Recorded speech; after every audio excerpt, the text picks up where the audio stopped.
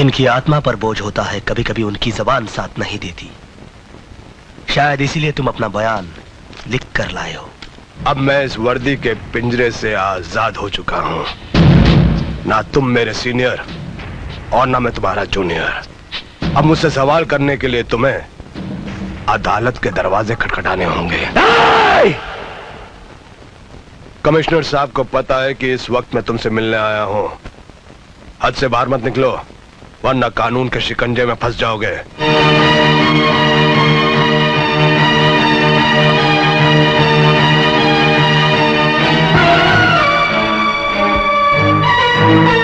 तुम मेरी जिंदगी में फुल स्टॉप तो क्या, कॉमा भी नहीं लगा सके, लेकिन मैं तुम्हारी जिंदगी में फुल स्टॉप जरूर लगाऊंगा।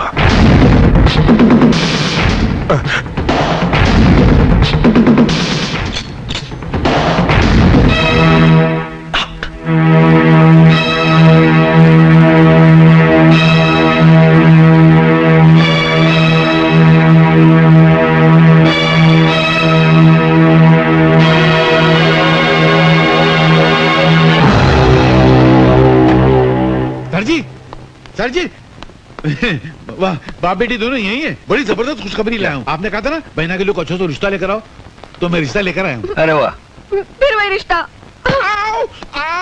तू क्या आते जाते मेरे पैर पे मार के तोड़ती, तेरे को कोई और मिलता नहीं क्या? ये तो मेरा है। आपके पास कहाँ से आया? पता नहीं, हाथ लगाया तो शायद हाथ में आ गया होगा। दीजिए। ये लो, जाओ। सर बड़ा अच्छा रिश्ता लाया हूँ। वो बहुत बड़े लोग हैं। कमल रॉय कंपनी है ट्रांसपोर्ट की। हिंदुस्तान में उनके 50 ऑफिस है। 400 ट्रक हैं। वाह, 1200 करोड़ के मालिक, बहुत नाम वाले लोग हैं। ईमानदार हैं? ईमानदार? वो तो मैंने पूछा नहीं, वो आप आए तो पूछ लेना। पर मुझे लगता नहीं कि ये रिश्ता हो सकेगा। क्यों? मुझे नहीं लगता, क्योंकि वो लड़के के बाप हैं, आप लड़की के बाप हैं, और लड़के का बाप लड़की के बाप से जहेज तो मांगेगा, और जैसे ही बाप से जहेज मांगेगा आप उसको इतना लंबा भाषण पिला देंगे और धक्का मार के बाहर निकाल देंगे। कुछ होने वाला नहीं। मैं भी हवा की जमीन पर धुएं की दीवार से किला बनाता रहता हूँ। फिर भी ले आऊं तो बुला के ले आऊं? अच्छा रहेगा, बात हो जाएगा, फ्लॉप तो होने वाली है। मैं भी उल्लू का पटा खामा की टेबल टेनिस खेलता रहता हूँ। सेठ जी, सेठ जी आइए आइए। नमस्ते जी। नहीं मैं नहीं, मैं तो पिए हूँ। उधर हो आप? कहाँ थे इतनी देर से? आइए। सर ये लीजिए। नमस्कार। ये लड़के के बाप है, ये लड़के की माँ है, ये लड़के का मैनेजर है, और ये उसके पिता है। नहीं अंकल, आपने सब गड़बड़ कर दी, उल्टा पुल्टा हो गया। कैसे? लड़का मैं हूँ। अच्छा, ये मेरे पिताजी हैं जी, ये मेरी माताजी हैं। नमस्ते। और ये हमारे मैनेजर साहब हैं। पर तुमने तो कहा था तुम लड़के की माँ हो। मैंने? अच्छा आप लोग बैठिए ना। हाँ, मैं भी वहाँ बैठ जाता हूँ। सब फ्लॉप तो होने वाला है, आपने क्या करने का? अच्छा, क्या काम करते हो? जी मैं ग्रेजुएट हूँ, और डैडी के सारे बिजनेस मैं ही संभालता हूँ। अच्छा, हम दोनों पति पत्नी 6 महीने तो तीरथ पर रहते हैं। हाँ जी। अच्छा, आप लोग दहेज में क्या लेंगे? हमें बहू के अलावा दहेज में कुछ नहीं चाहिए जी। हमारे लिए सौभाग्य की बात यही होगी कि हमारा रिश्ता आपके यहाँ तय हो जाए। कन्हैयालाल, ओ कन्हैयालाल। हाँ क्या हुआ? फ्लॉप हो गया ना? अरे फ्लॉप नहीं हुआ, मामला तय हो गया। हाँ, मिठाई तो खिलाओ सबको। शादी पक्की हो गई? अरे मुबारक हो। लो सर को मिठाई खिलाओ। जल्दी खोलो यार। ये लीजिए। ये तो खाली है। तो तुम क्या खाली डब्बा लेकर आए थे शादी करने के लिए? नहीं अंकल, वहाँ से तो भरा हुआ लिए थे हम लोगों ने। भरा हुआ था मतलब? तो क्या मैंने खा लिया? नहीं मेरा। अरे वाह, देखो सर, ये ईमानदारी का जमाना है। मैं आपके बेटे का यहाँ रिश्ता पक्का करने आया तो बोलता है मैं मिठाई खा गया, कल बोलेगा मैं जहेज खा गया, फिर बोले मैं सुबह सेट खा गया। वाह वाह वाह, शराफत की दुनिया ही नहीं है। कुछ मीठा मीठा तो लग रहा है यार। मैंने खाया था क्या? खामखा बेचारे को डांट दिया। ऐसा नींद में क्यों जाता मालूम नहीं। आज मैं बहुत खुश हूँ, मेरी बहन की शादी तय हो गई है। शादी में मुझे बुलाओगे ना? वो शादी ही क्या, तेरी दावत नहीं जिसमें, और वो आँख ही क्या, तेरी सूरत नहीं जिसमें। बाबूजान, बाबूजान, वो लड़की जो उस दिन हमारे चुंगल से बचकर भाग गई थी, पूजा, वो मेरे भैया के कब्जे में है और वो उससे प्यार भी करने लगे हैं। फिर वो मुझे जरूर पहचान लेगी और मैं उससे बच नहीं पाऊंगा। और भैया तो मुझे जान से मार डालेंगे। तुम कुछ करो बाबूजान, तुम उसे जान से मार डालो, उसे मार डालो बाबूजान, वरना मैं मर जाऊंगा। बाबूजान, जेनी, ये बंद करो और मेरी बात सुनो। तुम उसे मरवा दो, वरना भैया मेरे टुकड़े टुकड़े कर देंगे, मेरे टुकड़े टुकड़े कर देंगे।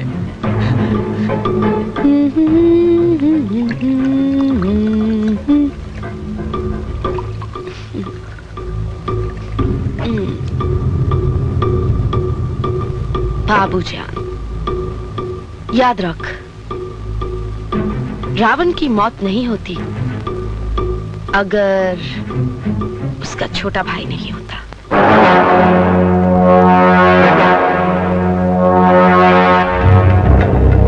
पूजा कहाँ है? हाँ, मैं जानता हूँ, भैया ने उसे कहाँ रखा है।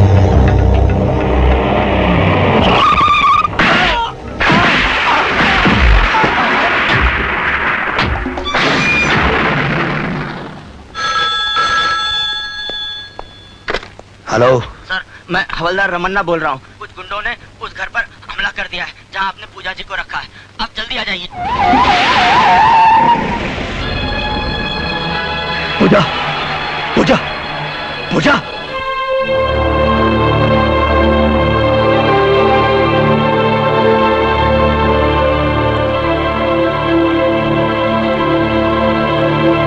इंस्पेक्टर सिद्धांत, ऑपरेशन कामयाब हो गया, लेकिन सर पर गहरा जख्म लगने से उनकी आंखों की रोशनी चली गई।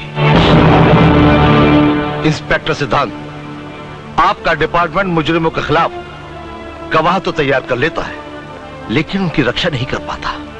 मैंने उसके लिए 2 गार्ड दिए थे डॉक्टर। वो गुंडों को नहीं रोक पाए तो गलती उनकी थी या आपके डिपार्टमेंट की?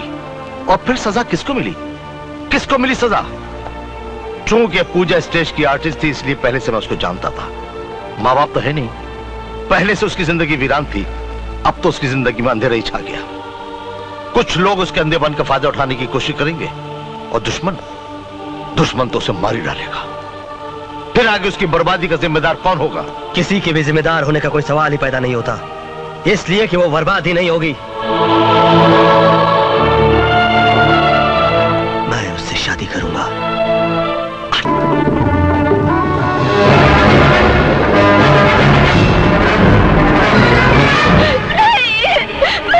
छोड़ दो मुझे।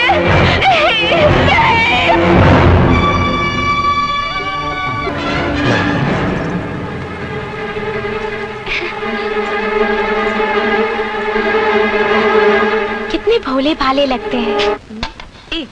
एक थोड़ी, पहले 6 आना चाहिए। एक। अरे सुनो, हाँ? कोई बकरा आ रहा है, जा तू, जा। मेरी घड़ी कहाँ गई? मुझे क्या मालूम? आपने ही चुराई होगी। क्या मतलब? मेरे जेब में किसी घड़ी निकलती है? हाँ। क्या? ये कहाँ से आई? घड़ी दीजिए मेरी। मगर नहीं, हाँ लेना यार, घड़ी दीजिए ना। लेना जा। नमस्ते जी। नमस्ते। क्या है? मिनिस्टर साहब घर में हैं? तुमने मिनिस्टर साहब को कभी देखा है? जी नहीं। फिर कैसे पूछ लिया कि मिनिस्टर साहब घर पे हैं? हो सकता है कि मैं ही मिनिस्टर हूँ। फिर खड़े रहो। मेरा मतलब है कि उनमें और मुझ में कुछ ज्यादा फासला नहीं है। वो मुझ में है और मैं उनमें हूँ। उनमें और मुझ में इतना ही फर्क है जितना मुझ में और मुझ में है, तुझ में और तुझ में है। जी मैं कुछ समझा नहीं। मैं खुद नहीं समझा तो तुमको क्या समझाऊं? बोलो क्या काम है? सर, हाँ? मेरी एक लड़की है। मेरा शादी करने का कोई इरादा नहीं है। मैं शादी की नहीं, हाँ? मैं उसका एडमिशन मेडिकल कॉलेज में करवाना चाहता था। मेडिकल कॉलेज में? जी। आपको मालूम है मेडिकल कॉलेज की सीट कितनी महंगी है? एक लड़का 105% लेके पास हुआ था। 105? हाँ? 100 लिखाई के, 5 सफाई के। सफाई के? अरे कुछ लिखा ही नहीं था तो सफाई नहीं हुई यार। तो उसने 5 लाख रुपया भरा, तब जाकर उसको सीट मिली। तुम्हारे पास 5 लाख रुपया, अभी सीट दिलाता हूँ। सर, 5 लाख रुपए तो मैंने कभी सपने में भी नहीं देखे। सपने में भी नहीं देखे? भिखारी लगता है। चलो, मेरे दिल में रहम है, मैं तुम पर रहम खाता हूँ। 1 लाख रुपया तो सीट दिला देता हूँ। सर, मैं जिस मोहल्ले में रहता हूँ ना, वहाँ के तमाम मकान बेच दिए जाएं। उन मकान में रहने वालों के सारे कपड़े, लत्ते, बर्तन सारे बेच दिए जाएं। उन लोगों को भी बेच दिया जाए तो भी 1 लाख रुपए इकट्ठा नहीं हो पाएगा। अनाथ आश्रम में रहता है क्या बे? अबे 50,000 दे सकता है कि नहीं? सर, 40 साल हो गए मुझे नौकरी करते करते। अब तक मेरे प्रोविडेंट फंड में 50,000 नहीं जमा हो पाए। थू, साला अबे 5,000 देगा? मेरी औकात नहीं है। 500 रुपया देगा? तनख्वाह नहीं है मेरी। अबे तो तेरी औकात कितनी है? 5 रुपए की। हाँ? होम मिनिस्टर का पीए और 5 रुपए रिश्वत? थू थू थू, हट। इससे तो ईमानदारी अच्छी है। अबे हम लोग वो लोग नहीं है जो 5 रुपए और 5 लाख रुपए के लिए ईमान बेच देते हैं। हम देश प्रेमी है, देशद्रोही नहीं। निकल जाओ यहाँ से। मगर मेरा एडमिशन। मैं निकल, तेरी मेरी बच्ची का जेल करा दूंगा तुमको। हमारा ईमान खरीदते हो? हम जैसे सच्चे लोग जिन्होंने कभी आज तक रिश्वत नहीं ली। निकलो, हवलदार, पुलिस वाले, गिरफ्तार कर लो। बताओ, 5 रुपए रिश्वत देता। अरे सिद्धांत कहाँ है? यहाँ बाबूजी। आओ बेटे आओ। बैठो। सिद्धांत, मैं सोचता हूँ कि कुछ दिनों के लिए बहू को लेके तुम किसी अच्छी जगह पे चले जाओ। ये हुई ना कोई बात, और ये शुभ कार्य आज ही कर डालिए। क्यों भैया? कुछ बोलते ही नहीं है। कैसे बोलेगा? ये तेरी तरह बेवकूफ नहीं है। ये जानता है कि इलेक्शन के हंगामे शुरू हो गए हैं। बाबूजी इलेक्शन में खड़े हैं, कितना काम है यहाँ पर। क्या नंदू, बराबर है ना? इतना काम है तो छोड़ दीजिए बाबूजी, इन्हें काम करने दीजिए। अरे मेरे इलेक्शन की चिंता तुम क्यों कर रहे हो? मैं देख लूंगा। और वैसे भी तुम सरकारी अफसर हो, तुमसे एक वोट से ज्यादा फायदा नहीं होने वाला। बहू एक से एक कई सदमों से गुजरी है, जरा बाहर जाएगी तो उसका दिल भी बहल जाएगा। और तुम ये क्यों नहीं सोचते, नई नई दुल्हन के कुछ अरमान भी तो होते हैं। हाँ, और उन्हें पूरा करना ये भी तुम्हारी ड्यूटी है। हाँ ठीक है।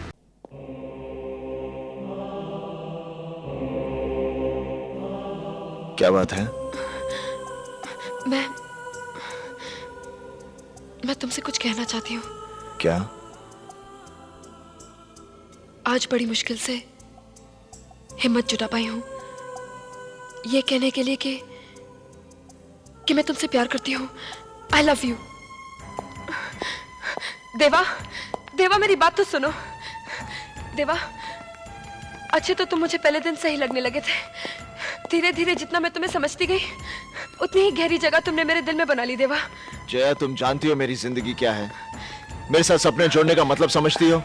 कल पुलिस के हाथों मारा जाऊं या दुश्मन के, मेरे साथ कुछ भी हो सकता है। मैं जानती हूँ देवा, भगवान को जितने दिन हमारा साथ मंजूर है उतने दिन मैं तुम्हारे साथ जीना चाहती हूँ। नहीं, ये नहीं हो सकता। ये हो सकता है। अगर तुम चाहो तो सब कुछ हो सकता है। देवा, एक बार अपने दिल में प्यार जगा लो। देखो, जिंदगी एक नया मोड़ ले लेगी। देवा, बकवास बंद करो। तुम जानती हो मेरी लड़ाई क्या है, मेरा मकसद क्या है। मैं तुम्हें अपनी जिंदगी के साथ जोड़कर अपनी लड़ाई कमजोर नहीं करना चाहता। हाँ हाँ, मत जोड़ो मुझे अपनी जिंदगी से। तुम्हारी जिंदगी, तुम्हारा मकसद सिर्फ खून, मौत और इंतकाम है। अरे नफरत की मशाल जला रखी है तुमने अपने अंदर। तुम किसी से प्यार नहीं कर सकते, किसी से नहीं।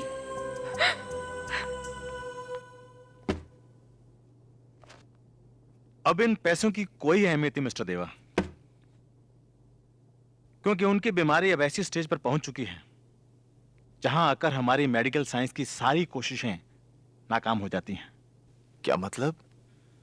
अब वो कितने दिन जी पाएंगी ये कहना जरा मुश्किल है। ऐसी कौन सी बीमारी है? Blood cancer. ये बीमारी काफी दिनों से उनके अंदर पल रही थी। उन्हें यहाँ लाने में काफी देर हो गई। I am sorry.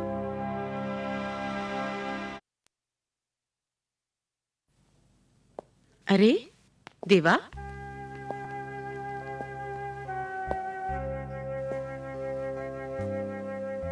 क्या बात है देवा, तू इतना उदास क्यों है? कुछ कहना चाह रहा मुझसे? डॉक्टर। क्या कहा डॉक्टर ने? कि मैं मरने वाली हूं?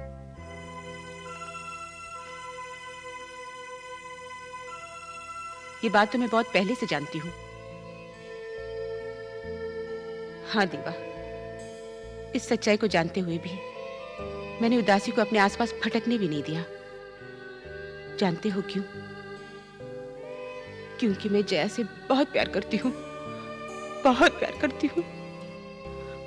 पाप के मरने के बाद उसने जिंदगी में बहुत दुख देखे। सालों बाद उसने मुस्कुराना सीखा है। मौत का डर अपने चेहरे पर दिखाकर मैं उसकी वो मुस्कुराहट छीनना नहीं चाहती थी। ये सच है देवा कि अब तक मुझे मौत ने डरा रखा था, लेकिन तेरे मिलने के बाद वो डर भी निकल गया। अब मैं आराम से मर सकती हूँ।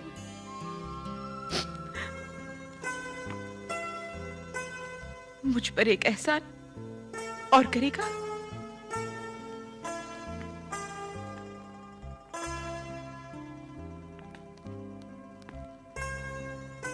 अपनी बेटी के गले में मंगलसूत्र देखने का सपना हर माँ का होता है। तू मेरा ये सपना पूरा करेगा?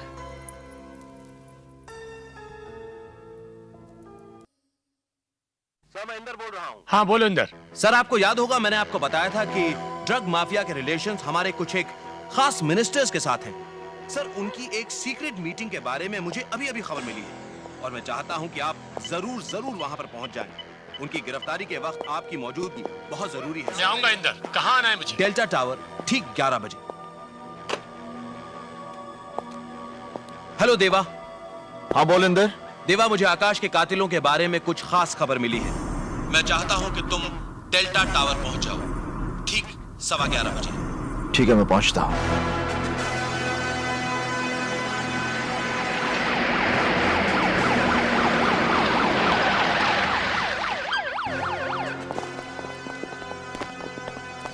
आप लोग यहीं रुकिए। Okay sir.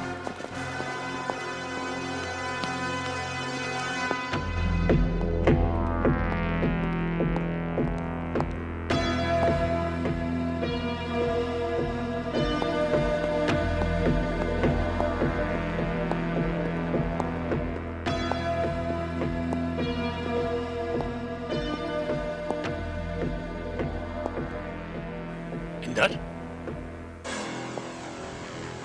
आइए सीएम साहब। जिंदाल तो? इंदर तो सिर्फ जरिया था आपको मुझ तक पहुंचाने के लिए। दरअसल मैं आपको ऑनर करना चाहता था आपकी सच्चाई और आपकी ईमानदारी के लिए। क्या मतलब? आपको जल्द से समारोह भीड़-भाड़ पसंद नहीं है, इसीलिए मैंने सोचा ये जगह ठीक रहेगी आपके मरने के लिए।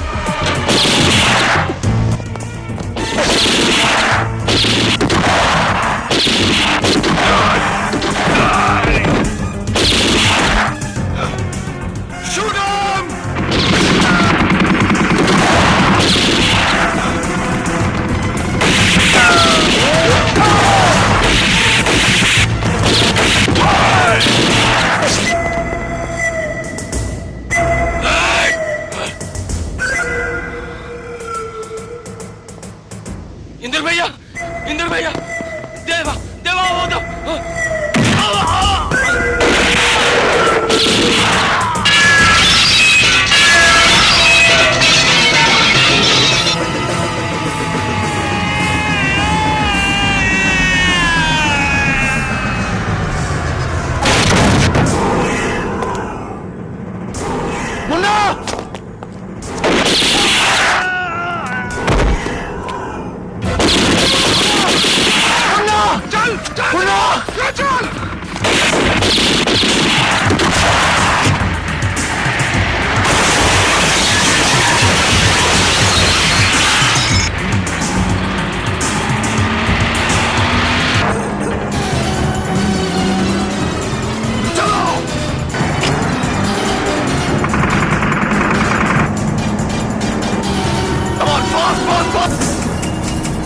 चलो जल्दी करो। मणि